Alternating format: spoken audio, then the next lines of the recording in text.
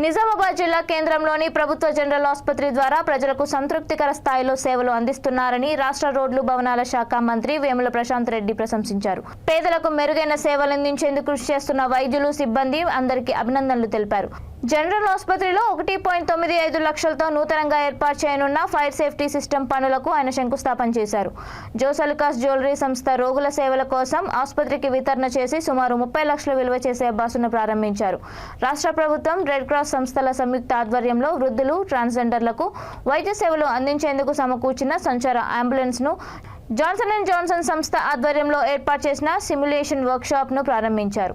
ఈ సందర్భంగా ఆయన మాట్లాడుతూ దాతలు సమకూర్చిన సౌకర్యాలను సద్వినియోగం చేసుకుంటూ రోగులకు మరింత మెరుగైన సేవలు అందించాలని ఆసుపత్రి సూపరింటెండెంట్ డాక్టర్ ప్రతిమారాజ్ ను సూచించారు. ఆసుపత్రిలో డయాగ్నోస్టిక్ విభాగం అందిస్తున్న అత్యుత్తమ సేవలకు గాను నాక్ అక్రిడేషన్ గుర్తింపు లభించడం పట్ల అభినందించారు.